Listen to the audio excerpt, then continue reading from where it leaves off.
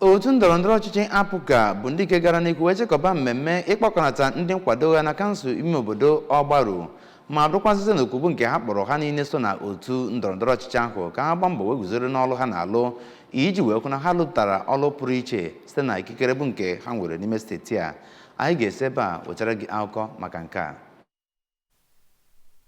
Ya bụ mmemme nke kọmishọna na-afụ maka mgbasa ozi na Anambra steeti Sapọ Nwosu chịkọbara bụ nke mbunuche ya bụ ịkụzigasịrị ndị otu okwe ndọrọndọrọ anụnwa iwu nakwazi usoro nke gọọmenti steeti a ma gbakwazi ha ume n'ọlụ ha, tinyere ndị ọlụ mmadụ 24 sigasị na wọdụ 16 enwere na kansụl Ogbaru. N'okwu ya na ya bụ mmemme, okwupụta okwu n'ụlọ omeiwu Anambra steeti Right Honorable Somtochukwu Udeze tozinu agbammbọ ndị ndu wọdụ niile dịgasị iche iche, kanselọs nakwazi ndị ejiga okwu ha agba izu ma mezienụ ka amata na uto ya bụ okwe ndọrọndọrọ bụ APGA bụ nnọọ nke ga-aga ọkụ dịka ọtụtụ ndị mmadụ bụ ndị ọ ga-agụ agụụ isonyere ha maka na o kwenyesiri ike n'uto nke obodo Ogbaru nakwazi ya bụ mmụọ nke onye agha na nwanne ya ma bụrụ nke jikọtara ya bụ otu ndọrọndọrọ ọnụ. N'okwu ya nye ndị otu APGA, Sapọ mere ka amata na ha bụ nnọọ ndị ga-amụrụ anya dịka azụ ma na-arụ ọrụ dịrị ha dịka ndị otu ndọrọndọrọ ha bụ n'aka nke ya.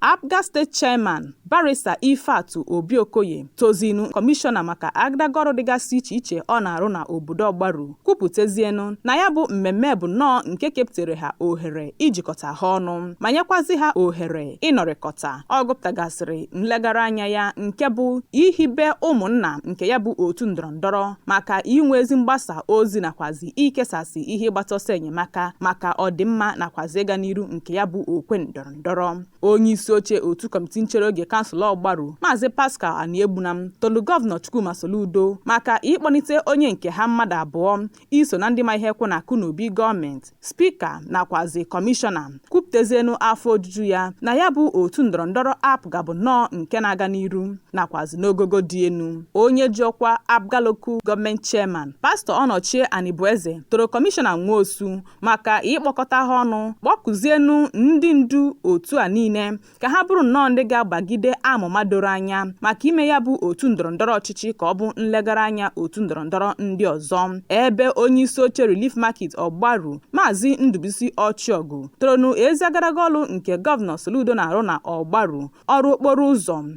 ịkwalite ndụ ndị ntorobịa, iwe n'ọrụ nakwa ọtụtụ ọlụ ndị ọzọ gasị, kpọkụzienu onye ma onye ọbụla ka ha kwado ọchịchị nọ ugbu a n'agbanyeghị otu ndọrọndọrọ onye ahụ nọ na ya iji wee nweta steeti Anambra dị mma obibi nakwazi nke na-aga n'anya ya. Otito nke site n'aka ndị ndu dịgasị iche iche nke gụnyere Chief John Chukwudi Ezeolisa nakwazi onye otu anabatara ọfụ Oriakụ Patricia Obuse na ọtụtụ ndị ọzọ. Egwu ogene nakwazi egwu kọmishọna gbara bụ nnọọ nke mere ya bụ mmemme ka ọ daa ụda. Site n'Ogbaru, Ifunanya Nwankwọ n'akụkọ ụwa ABS.